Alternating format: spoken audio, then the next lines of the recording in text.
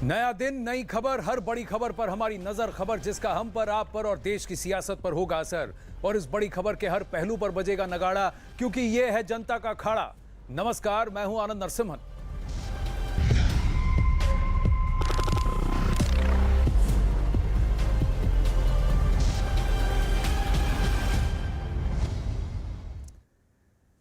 सबसे पहले हरे कृष्ण और जन्माष्टमी की आप सबको शुभकामनाएं। लेकिन महाराष्ट्र में कृष्ण जन्माष्टमी के मौके पर दही हांडी उत्सव मनाने के मुद्दे पर उद्धव सरकार और विपक्ष आमने सामने आ गए हैं। राज्य सरकार ने कोरोना की तीसरी लहर की आशंका को देखते हुए दही हांडी उत्सव मनाने पर रोक लगा दी थी, लेकिन सरकार के इस फैसले के बाद राज्य की सियासत में उबाल आ गया। बीजेपी और राज ठाकरे की पार्टी महाराष्ट्र नवनिर्माण सेना यानी मनसे ने राज्य के उद्धव ठाकरे सरकार पर हिंदू विरोधी होने का आरोप लगाते हुए दही हांडी उत्सव मनाने का ऐलान किया है। यही नहीं, बीजेपी के मंदिर खोलने के लिए पूरे राज्य में आंदोलन शुरू करा दिया। न्यूज़ 18 की खबर है कि हंगामा बढ़ने की आशंका को देखते हुए बीजेपी के नेता राम कदम को घर पर ही डिटेन कर लिया गया।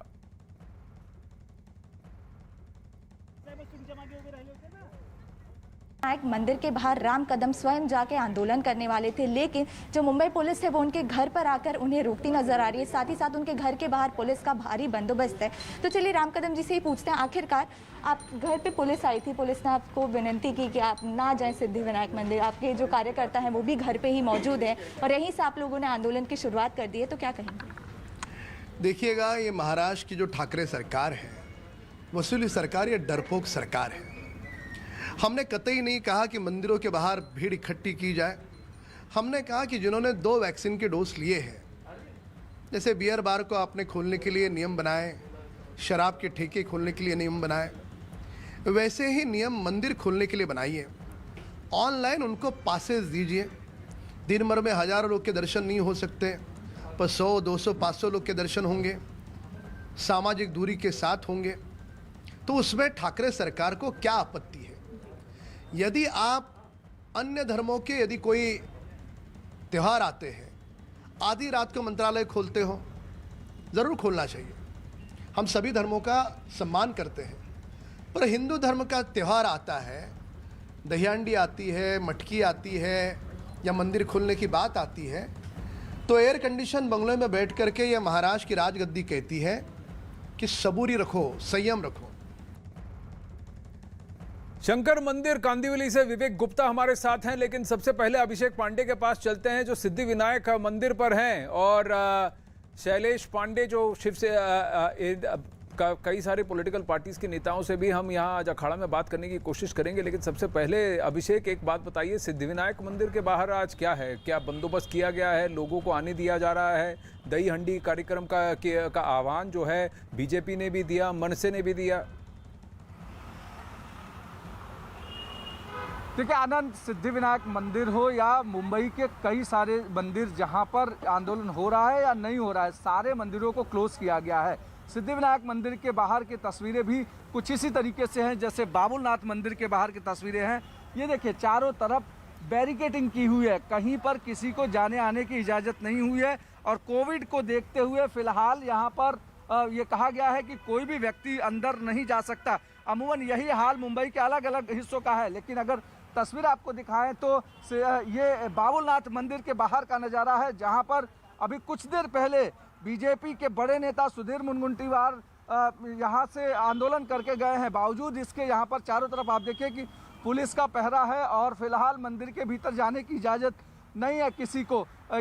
इसी तरीके का हाल प्रदेश भर के अलग अलग हिस्सों का है, चाहे वो पुणे में चंद्रकांत पाटिल रहे हों या फिर नासिक में उनके धार्मिक समन्वय अघाड़ी के लोग रहे हों, शिरडी मंदिर के बाहर हो, कोल्हापुर मंदिर के बाहर हो, तुलजा भवानी जो कि दैवत कही जाती हैं खासकर महाराष्ट्र के, उनके मंदिर के बाहर हो, चारों तरफ आंदोलन था। बेसिक ये था कि कहीं ना कहीं सरकार को घेरा जाए मंदिर के मुद्दे पर, क्योंकि कल दही हंडी का कार्यक्रम होना है, आज मंदिर खोलने का आंदोलन हुआ है, तो निश्चित तौर पर इन दोनों को कनेक्ट करके देखा जा सकता है आनंद। और आने वाले समय में बीजेपी ये आंदोलन और उग्र करने के फिराक में है। कई बार ऐसा हो चुका है विवेक, ये पहली बार नहीं है। जब हिंदू आस्था को लेकर शिवसेना को टोका जा रहा है, जिस पार्टी को हिंदू हृदय सम्राट कहा जाता था, जिनके नेता को बाला साहेब ठाकरे जो हैं, आज उद्धव ठाकरे पर सवाल उठ रहा है कि आप हिंदू और हिंदुत्व से अलग ही हो गए हैं। यही आरोप बार बार बीजेपी लगाती आ रही है। और अब जो है कृष्ण जन्माष्टमी के उपलक्ष्य पर फिर से दही हंडी को लेकर, फिर से इस पर्व को लेकर और जो पाबंदियां हैं उसको लेकर फिर से सवाल पूछे जा रहे हैं।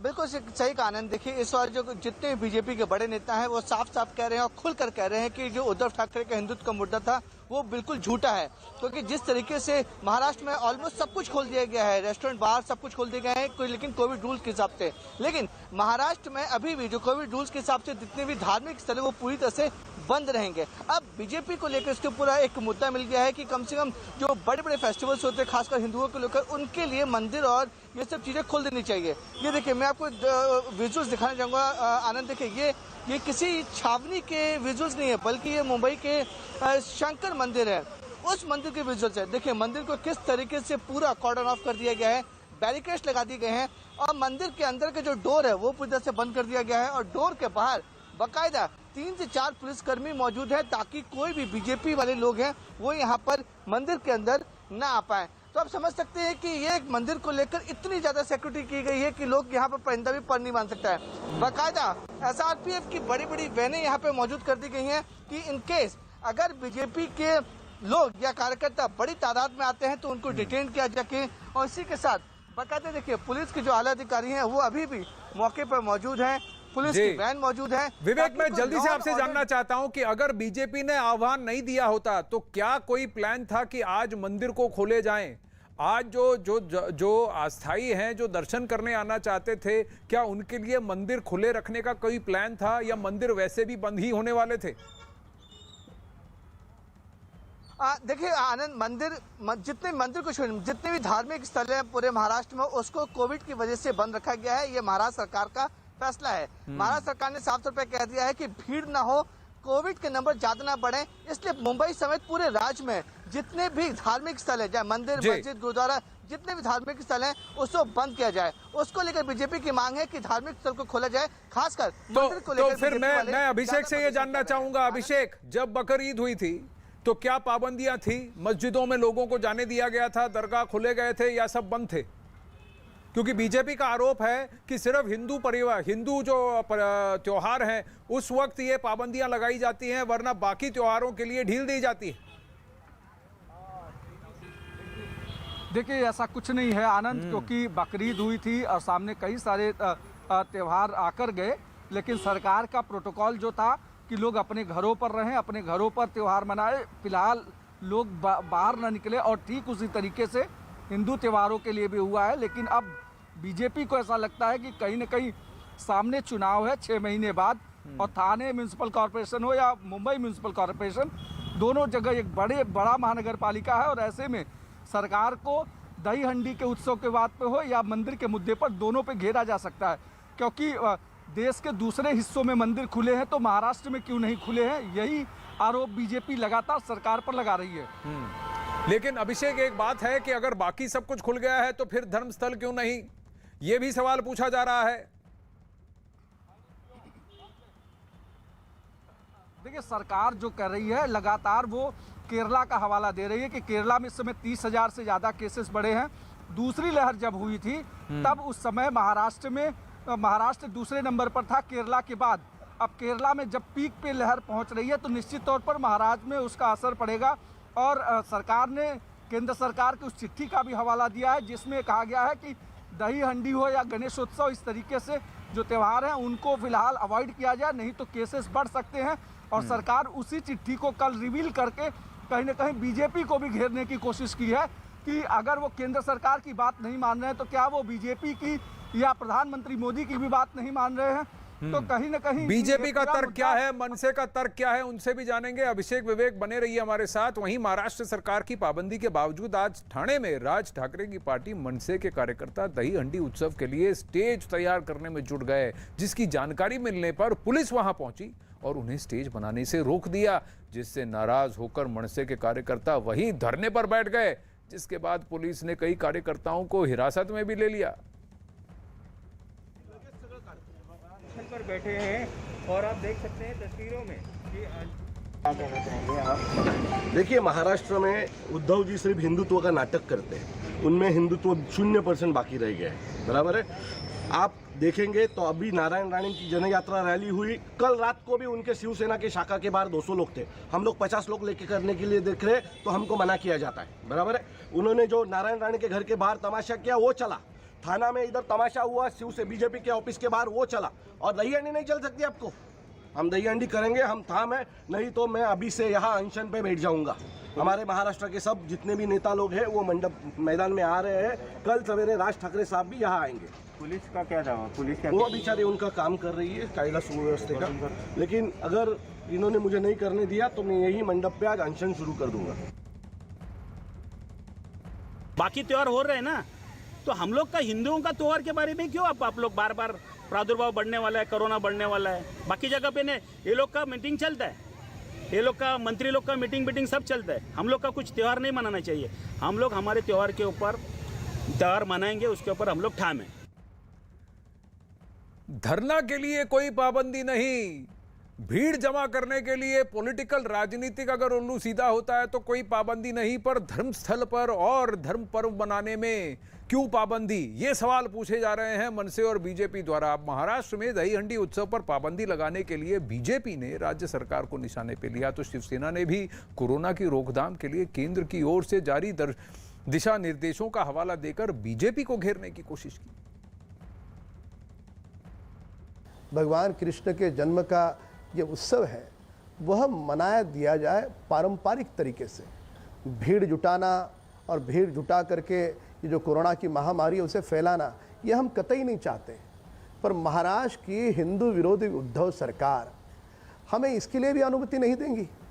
सवाल यह उठता है, हम सभी धर्मों का सम्मान करते हैं, सभी धर्मों के साथ समान बर्ताव होना चाहिए सरकारों का, पर यह कैसी सरकार है, अन्य धर्म के लोग उनके किसी त्यौहार के लिए अनुमति पूछते हैं, उद्धव सरकार रातों रात देती है।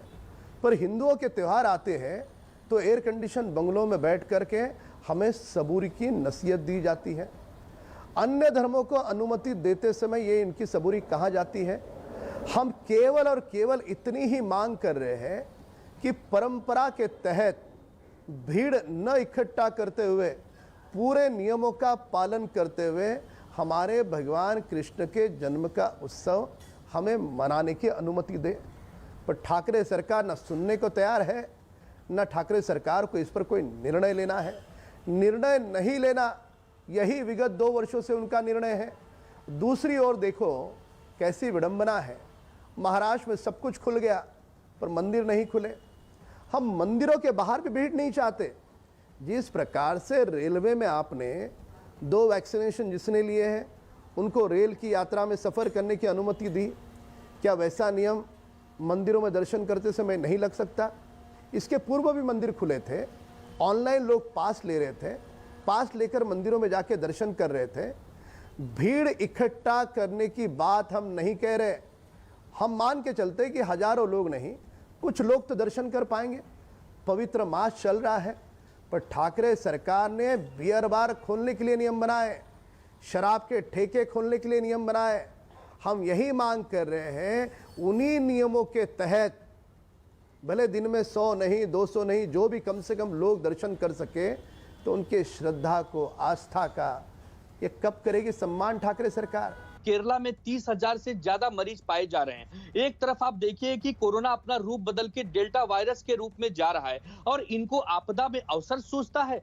अरे ये जिस कृष्ण भगवान की बात करते हैं, स्वयं कृष्ण भगवान ने लोगों की जान बचाने के लिए वर्षा और तूफान से गोवर्धन पर्वत को 1 उंगली पर उठा लिया था। उस कृष्ण भगवान के यदि आदर्शों को मानते तो आज आप ये बात नहीं कहते। जिस प्रकार उत्तर प्रदेश के मुख्यमंत्री योगी आदित्यनाथ जी और उत्तराखंड के मुख्यमंत्री पुष्कर सिंह धामी जी ने कांवड़ यात्रा नहीं करने का फैसला लिया, तो क्या भारतीय जनता पार्टी के कार्यकर्ता इन दोनों मुख्यमंत्री को हिंदू विरोधी कहेंगे? रहेंगे। दूसरा सबसे महत्वपूर्ण सवाल कि यह त्योहार, यह उत्सव ज्यादा रूप में बच्चे मनाते हैं जिनकी उम्र 12 साल से 20-25 साल के वर्ष की होती है। आप देखिए कि अभी तक बच्चों का वैक्सीन नहीं आया है। यदि पूरे महाराष्ट्र में हम इस उत्सव को मनाने की आजादी देते हैं और हजारों लाखों की तादाद में भीड़ होती है और बच्चे संक्रमित होते हैं, इसकी जवाबदारी क्या भारतीय जनता पार्टी लेगी? नहीं लेगी। कल ही देखिए हमारे मुंबई के एक अनाथ आश्रम में 18 बच्चे, कहीं 12 बच्चे आज अगर कोरोना से संक्रमित पाए जाते हैं तो मुख्यमंत्री जी का दायित्व तो है पहले लोगों की जान बचाना। इन्हें क्या है, ये तो चिल्लाएंगे क्योंकि इनका काम है, ये तो राजनीति करने के लिए ही जन्म लिए हैं। जी राम कदम जी हमारे साथ फोन लाइन पर हैं और वागी सारस्वत मनसे के जो है वो भी हमारे साथ जुड़ रहे हैं यहाँ अखाड़ा में। आप दोनों का स्वागत है कृष्ण जन्माष्टमी के अवसर पर। आप सबको शुभकामनाएं, हरे कृष्णा। लेकिन राम कदम जी, शिवसेना का कहना है सेंटर की ओर से दिशा निर्देश हैं, उसका उल्लंघन कैसे करें? यूपी और उत्तराखंड का हवाला दे रहे हैं। मूल मंथना के आरंभ में यह बात है कि कावड़ सड़कों पर से यात्रा है, तो सड़कों पर कितने लोग आएंगे इस पर निर्बंध लगाते समय सरकार की अपनी मजबूरियां हैं। उस निर्बंध लगाते समय कहीं पर कोरोना के नियमों का भंग हो सकता है, पर मंदिर एक बंदिश जगह है जहां पर जिन्होंने 2 वैक्सीन लिए हैं ऐसे लोगों ने यदि ऑनलाइन एप्लीकेशन किया, 2 दिन 3 दिन पूर्व उनको बताया गया ये आपका निर्धारित समय है, इस समय पर आप मंदिर जाके दर्शन कर सकते हो। हम मंदिरों के बाहर भीड़ इकट्ठा करो यह हमारी कतई मांग नहीं है, पर जिन्होंने वैक्सीन लिया है, महाराष्ट्र में लगभग 5 करोड़ 63 लाख लोगों ने, यानी लगभग आधी आबादी से ज्यादा लोगों ने वैक्सीनेशन हो चुका है। उन लोगों को ऑनलाइन दर्शन के पास यदि उपलब्ध कराए जाते हैं तो ठाकरे सरकार को क्या आपत्ति है? कोई भी बात जिलेबी की तरह गोल गोल घुमा करके उसको कोरोना के साथ ये जोड़ते हैं। बियर बार खोलते समय कहा गया था तुम्हारा कोरोना, शराब के ठेके खोलते समय कहा गया था कोरोना, राणे साहब के घर के बाहर पथराव करते समय शिवसेना के कार्यकर्ता भीड़ के साथ, नेताओं के साथ इकट्ठा हुए थे, तब तुम्हारा कहा गया था कोरोना। हम नियम लगाने की बात कर रहे हैं, हम बगैर नियमों के लंबी मंदिरों के बाहर कतार नहीं चाहते जी। हम तो चाहते हैं कि उसको पास दिया जाए, जैसे रेलवे में आपने दिया। रेलवे में सफर करने के लिए यदि पास मिलता है तो मंदिर में जिसने वैक्सीनेशन लिया है उसको पास क्यों 2 नहीं टीके मिल लगवाओ, सकता?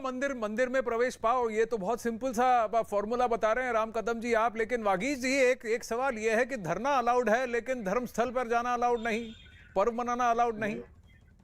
यही तो समस्या है। उद्धव सरकार टास्क फोर्स की बातें तो सुनती है लेकिन हमारे महाराष्ट्र के लोगों के त्योहार मनाए जाने चाहिए। ठीक है कोरोना है लेकिन कोरोना के नियमों का पालन करते हुए हम ये त्योहार मना सकते हैं। हमारे बाला नांदगांवकर ने मुख्यमंत्री के साथ मीटिंग में बैठकर के सीधा प्रस्ताव दिया था कि रात को 12 बजे श्री कृष्ण का जन्म होता है, उस समय मान की हंडी होती है और मान की हंडी सिर्फ 2 थर की होती है और बच्चे करते हैं उसको। वो 2 थर की हंडी करने के बाद सुबह उसका एक उत्सव होता है। अगर आप 2 थर की हंडी 25 लोगों को भी दही हंडी का उत्सव मनाने की इजाजत नहीं देते तो ये किस तरह की सरकार है?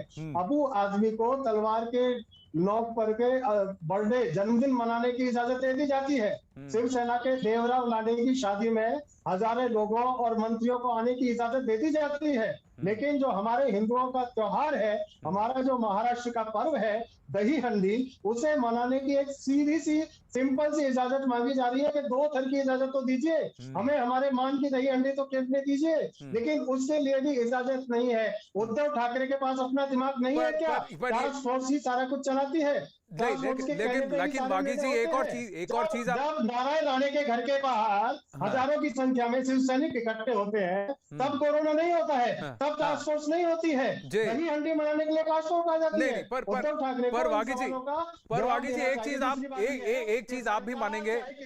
देखिए एक तर्क आपका है वागी जी, एक मिनट वागी जी एक मिनट जी। मैं राम कदम जी हमारे साथ लाइव जुड़ रहे हैं, पर राम कदम जी एक तर्क ये है कि ठीक है आप बियर बार का हवाला दे रहे हैं, रेस्टोरेंट का हवाला दे रहे हैं, शादी ब्याह का हवाला दे रहे हैं जहाँ पे 100 लोग अलाउड हैं, पर यहाँ दही हंडी के लिए 25 लोग अलाउड नहीं। लेकिन 25 लोग तो हंडी करेंगे लेकिन भीड़ तो आएगी उस भीड़ को कंट्रोल करने की जिम्मेदारी भी अब आप मुंबई पुलिस पर डालेंगे। अगर मुंबई में है या देश प्रदेश भर में है तो प्रदेश की प्रशासन और उनकी पुलिस पर जाएगा, जिम्मेदारी जाएगी। अब दूसरी बात ये, आप हवाला ये दे रहे हैं कि बच्चों की तो वैक्सीन ही नहीं है। अगर बच्चे दही हंडी फोड़ने जा रहे हैं और बच्चों की वजह से संक्रमण फैल गया तो आप कौन जिम्मेदारी लेगा? अब ये भी तो तर्क दिए जा रहे हैं राम कदम। कितने मूर्खतापूर्ण तर्क हैं। मंदिर के संदर्भ में हमने कहा कि जिन्होंने 2 वैक्सीन लिए हैं ऑनलाइन दर्शन के पास दो, तो ये खामोश हो गए, उनके पास कोई जवाब नहीं था।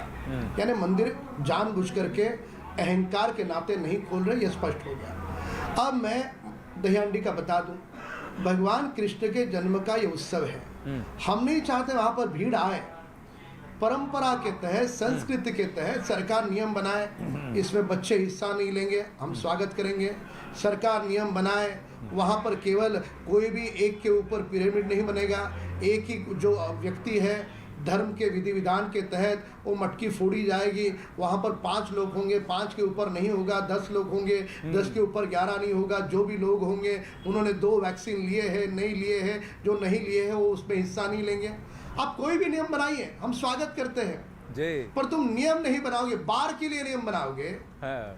पर भगवान कृष्ण के जन्म के उत्सव के 5 लोग की अनुमति दे दो, पर जिन्होंने 2 वैक्सीन लिया उनको दे दो। देखिए, एक भी थर नहीं लगेगा ऐसा कह दो। पर राम कदम जी, उसमें बात यह है कि देखिए, बार जब खुल जाते हैं, रेस्टोरेंट खुल जाते हैं तो वहाँ एक्साइज मिलता है, रेवेन्यू मिलता है।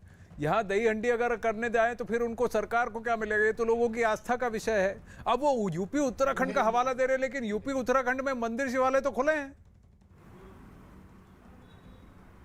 ऐसा है, वो कावड़ का हवाला दे रहे हैं, उस पर भी हम जवाब दे चुके हैं। कावड़ ये रास्ते का सफर है, उसमें 2 की जगह 200 का भी काफिला जुड़ सकता है, 2000 का भी जुड़ सकता है। इसके लिए उत्तर प्रदेश और उत्तराखंड का यहाँ पे जोड़ा नहीं जा सकता। यदि वो जोड़ रहे हैं तो उनका बचपना यहाँ पर सिद्ध हो रहा है। अब सवाल आप देख लो कि मटकी दही हांडी के संदर्भ में जैसे हमने कहा कि वे फैसले ले। अब बियर बार के बारे में रात्रि को 10 बजे का समय रखा है। रेवेन्यू की बात अलग है, रेवेन्यू से इनको लेना देना नहीं है। 10 बजे के आगे का समय नहीं इसलिए दिया क्योंकि ये सरकार मानती है कि 10 के बाद कोरोना होता है, रात्रि को 10 के पहले कोरोना नहीं होता। 10 का कारण इन्होंने इसलिए दिया है कि जो रात को 12 बजे तक होटल शुरू रखेगा, सरकार का रेट कार्ड तय है। तुम्हारा कितना बड़ा होटल है? महीने के 2 लाख। तुम्हारा बड़ा है महीने के 5 लाख। इसके पहले भी 100 करोड़ की वसूली देखी। अभी भी धड़ल्ले से मुंबई और महाराष्ट्र से होटलों पे जो निर्बंध डाले हैं, जो नियम बनाए हैं, उससे अभी भी करोड़ों की वसूली ये सरकार कर रही है। तो अब आप जो भी नियम बनाते हैं बड़े होशियारी से बनाते हैं कि उसमें से पैसे कैसे बनाए जाए। फायदा है तो नियम बन जाएंगे, फायदा नहीं है तो नियम नहीं बनेंगे। लेकिन लेकिन हिंदू आस्था पर ही तो पर बाला साहेब ठाकरे तो हिंदू हृदय सम्राट थे। हिंदूवाद की जो बात शिवसेना करती थी उससे आगे और कौन कह सकता है? तो क्या आप आज वाघी जी ये कह रहे हैं कि हिंदुत्व से हट गई है शिवसेना?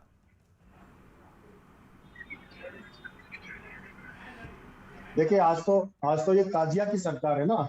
मुहर्रम मनाने के लिए तो इजाजत दे दी जाती है, लेकिन गणेशोत्सव मनाने के लिए इजाजत नहीं दी गई है, गोविंदा दही हंडी मनाने की इजाजत नहीं दी गई है। तो ये सरकार तो बहुत पहले से ही हिंदुत्व के मुद्दे से हट चुकी है। इसको कौन चला रहा है ये तो समझ में ही नहीं आता है, क्योंकि इसे ना तो महाराष्ट्र समझ में आ रहा है, ना महाराष्ट्र के लोग समझ में आ रहे हैं, ना महाराष्ट्र की संस्कृति और महाराष्ट्र के फर्क समझ में आ रहे हैं। ऐसी स्थिति में समझना मुश्किल है कि उद्धव ठाकरे को गाइड कौन कर रहे हैं, उनको निर्देशित कौन कर रहे हैं। जब भी कोई फैसला आने की बात आती है तो वो टास्क फोर्स के नाम पर के टाल देते हैं कि टास्क फोर्स। अरे आपके पास भी तो बुद्धि है, आप इस महाराष्ट्र के मुख्यमंत्री हैं, आप इस देश की संस्कृति को देखते हैं, महाराष्ट्र की संस्कृति को देखते हैं। मान का जो उत्सव है उसे मनाने में इजाजत देने में क्या दिक्कत है? बच्चे मनाएंगे, मत दीजिए बड़े लोगों को इजाजत, मत दीजिए भीड़ इकट्ठे करने की इजाजत, लेकिन मान का गोविंदा मनाने की इजाजत, दही हंडी मनाने की इजाजत दी जानी चाहिए।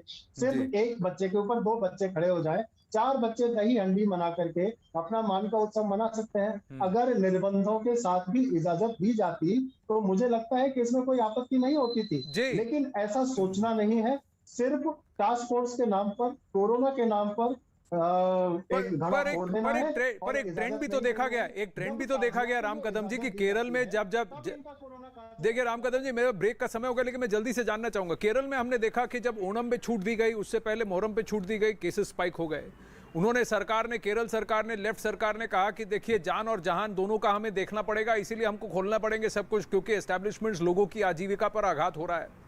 प्लस केसेस इस तरह से बढ़ गए, अगर केरल में जैसे केसेस बढ़े वैसे अगर महाराष्ट्र में बढ़ने लगे तो आप देखे थे पिछली बार कैसे पंगु हो गए थे हम। सेकेंड वेव की शुरुआत महाराष्ट्र से हुई थी और अभी तक खत्म ही नहीं हुई है। हम किसी भी प्रकार की छूट नहीं चाहते।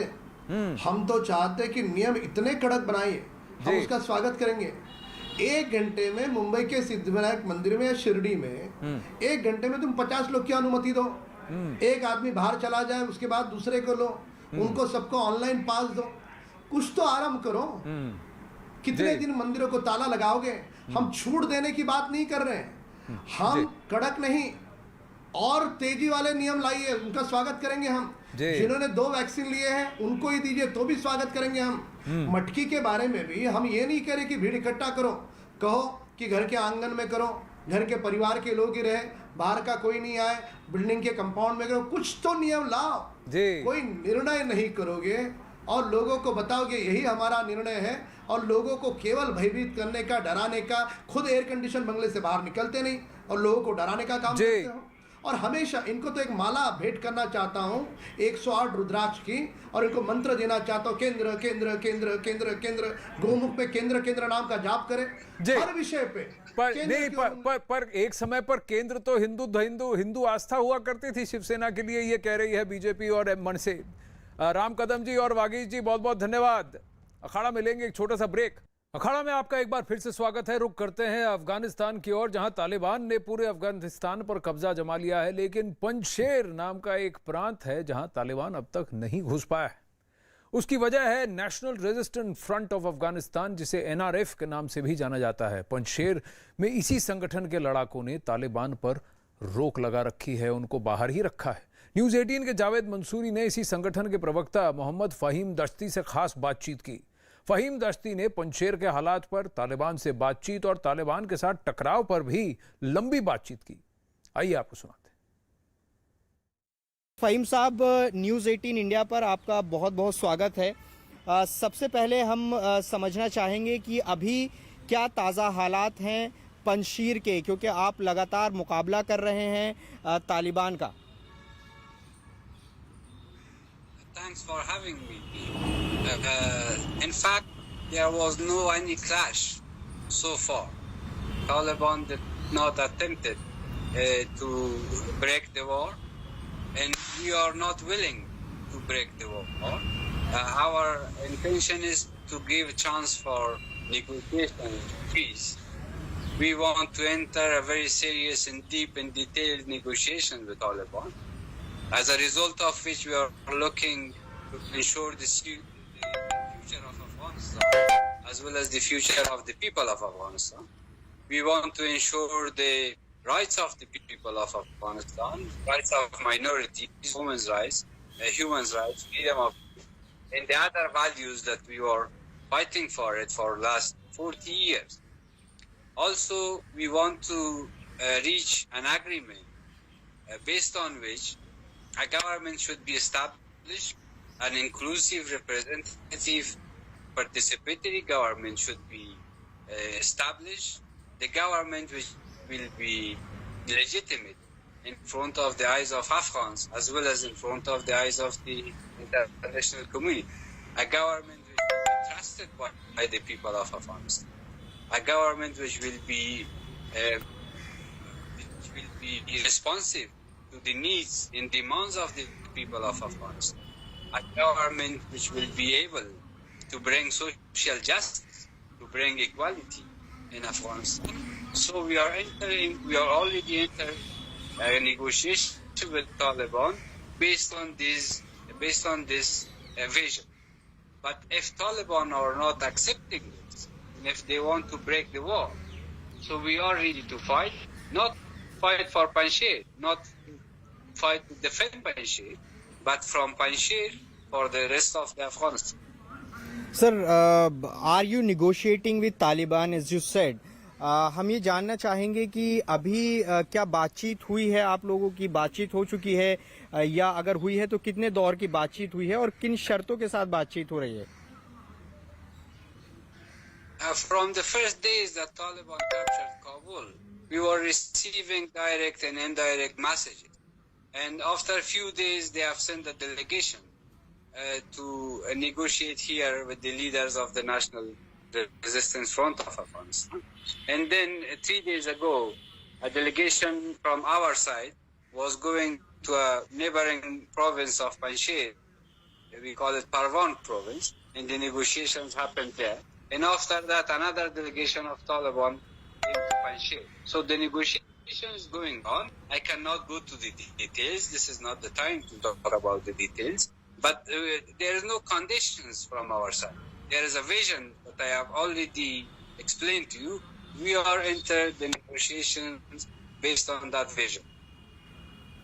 सर, मेरा अगला सवाल है, आप कह रहे हैं कि डेलीगेशन बातचीत के लिए तय हुआ है, तो क्या अहमद मसूद भी उस डेलीगेशन का हिस्सा होंगे? No, of course not. There is other people who are part of that negotiation. There are some former officials of the government, ministers, MPs, and so on and so forth. Also, those who are member of that delegation that were representing us, the National Resistance Front of Afghanistan, they are a combination of people from different provinces.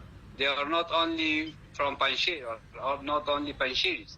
There are people, there are representatives from Parwan, from Kabisa, from Takhar, from Baghlan, from Badakhshan, from other provinces. So it's a wide-based group of delegation. Sir, ये सवाल है कि अगर बातचीत होती है और किसी नतीजे पर आप किसी कंक्लूजन पर पहुंचते हैं, तो क्या एनआरएफ भी जो तालिबान की सरकार होने वाली है अफगानिस्तान में, क्या उसमें हिस्सेदारी होगी आपकी? If the negotiations lead to a result, then we shouldn't say that Taliban Sarkar or Taliban government. That will be an exclusive government, a government which all Afghans from different ethnic groups, as well as different political backgrounds, should be part of that government. Then it doesn't mean that that's a Taliban government and we are taking part on that. No, that will be an exclusive government that all the different sides, all the different ethnic groups, including Taliban, will be part of. And sir, ये बताएं कि अभी तक क्या कोई जिस तरह की खबरें आ रही थी कि तालिबान पंजशीर की तरफ बढ़ रहा है लगातार और आप लोग रेसिस्ट कर रहे हैं, तो क्या अभी कोई क्लैश आप लोगों के बीच में हुआ है? क्या इस पर कोई आप बातचीत करना चाहेंगे? क्या कोई तालिबान और रेसिस्ट फोर्स के बीच में कोई अभी तक क्लैश हुआ है?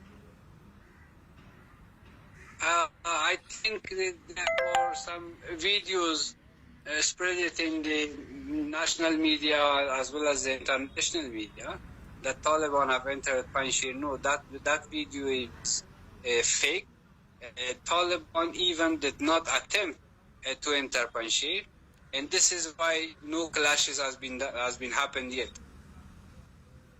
एंड सर, अब जिस तरह के काबुल में हालात बने हैं, अभी हमने देखा रिसेंटली काबुल एयरपोर्ट पर एक बड़ा अटैक भी हुआ, टेररिस्ट अटैक, तो आप क्या मानते हैं ये किस तरह से ISIS खुरासान ने इसकी जिम्मेदारी ली है? तो क्या कहाँ चूक हुई है? तालिबान कह रहा था कि वो लगातार सुरक्षा देगा, लेकिन 200 के करीब लोग वहां पर मौत हुई है, इस पर क्या कहना है आपका? I think that will raise two big questions. First, Taliban have promised to bring security for all the people of Afghanistan, and they have failed. And there were attacks, and lots of people of Afghanistan have been killed, and lots of others have been wounded. So that shows that this is the failure of Taliban to bring security. From other hand, Taliban has promised to the United States and its allies that they will not let any terrorist groups to make any operation against the interests of US and its allies. So the question is, if Taliban cannot prevent their activities inside Kabul, around the airport of Kabul, which is one of the most secure places in Kabul. So how they can stop, how they can prevent their activities in order to attack the interest of the West, US and its allies. So these are the two big questions that Taliban or so far was not able to answer. सभी गुटों के बीच में बातचीत चल रही है, लेकिन अगर बातचीत से समाधान नहीं निकला तो फिर लड़ने की भी तैयारी है नेशनल रेजिस्टेंस फ्रंट की। लेकिन अफगानिस्तान से जुड़े हर पहलू को हम आपको आगे रख रहे हैं यहाँ न्यूज 18 पर। तालिबान के नेता शेर मोहम्मद स्तानिक्ज़ाई ने भारत के साथ व्यापक आर्थिक और व्यापारिक रिश्तों की इच्छा जताई है। न्यूज 18 से इस खास बातचीत में, इस वर्ल्ड एक्सक्लूसिव में, तालिबान के राजनीतिक नेतृत्व में नंबर 2 की हैसियत रखने वाले स्तानिक्ज़ाई, जो कि अब उनकी विदेश पॉलिसी को भी, विदेश नीति की भी अगुवाई करेंगे, उसके फॉरेन पॉलिसी के एक्सपर्ट माने गए हैं और उनको वहां पर वो स्थान दिया गया है कि फॉरेन पॉलिसी तालिबान के लिए वही अब डिक्टेट करेंगे। उन्होंने कहा है कि भारत के साथ पहले की तरह संबंध जारी रखना चाहते हैं। साथ ही उन्होंने भरोसा जताया है कि भारत के खिलाफ वो पाकिस्तान का साथ नहीं देंगे और अफगानिस्तान का इस्तेमाल पाकिस्तान के जिहादी तंजीमों को नहीं करने देंगे। शेर मोहम्मद स्तानिक्ज़ाई ने भरोसा दिया है कि अफगानिस्तान में रहने वाले हिंदुओं और सिखों को डरने की जरूरत नहीं है, वो पहले की तरह ही अफगानिस्तान में रह सकते हैं, वहां वो महफूज हैं। देखिए ये exclusive interview. My first question to you, with respect to India, how do you see the Taliban's administrative view towards our country? The Islamic Emirate of Afghanistan, the policy, our foreign policy is that to have good relation with our all neighbors and all the countries of the region and as a whole, with the whole world. You see, the Americans and NATO forces were here there in Afghanistan for the last 20 years.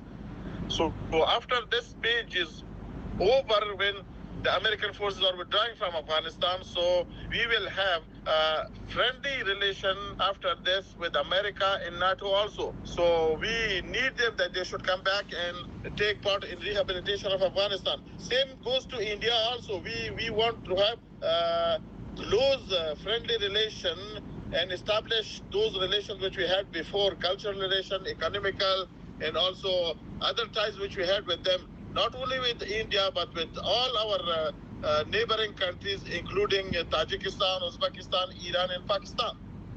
There is a fear that the Taliban may be hostile to India and that they may team up with Pakistan and target us, that is India. How do you see this assessment? Is this correct or false? You see, one is media. What comes in the media, most of them, they are false. They are wrong. There is no such statement or any indication from our side. We want good relation with all our neighbors and the countries of the region. Because Mr. Stanikzai, and I'm sure you are also aware of it, that the all-pervading fear across the world, and especially with us here in India, is that Afghanistan should not become a sanctuary for terror groups, for them to come there, use that as a base, and then orchestrate yet another proxy war on our soil, especially outfits like the Lashkar and Jaish, which are openly backed by the ISI in Pakistan. What are your thoughts? There was no threat throughout the history from Afghanistan to our neighbors, including India, and it will not happen at all. There is no doubt there is long dispute, political dispute, and geographical dispute between India and Pakistan. We hope these two countries should not use Afghanistan in their internal fighting which they have. They have a long border among themselves. They can fight among themselves on the border. They should not use Afghanistan, and we will not let any of these two countries to use Afghanistan for this. A very strong statement that you will not allow the likes of the Lashkar and the Jaish play in your territory. This is our duty. We will not allow anyone to use the Afghan soil against any countries of the world. वादे तो बहुत कर रहे हैं, कह तो बहुत कुछ कर रहे हैं, लेकिन कर पाएंगे? यही तो सवाल मोहम्मद फ़हीम दस्ती भी पूछ रहे हैं कि काबुल सुरक्षित नहीं रख पाए, अफगानिस्तान कैसे बचा पाएंगे? अखाड़ा में फिलहाल बस इतना ही। वक्त हो चला है आपसे नमस्ते विदा लेने का। खबरें जारी रहेंगी न्यूज़ 18 इंडिया पर। शिवानी के साथ बने रहिए।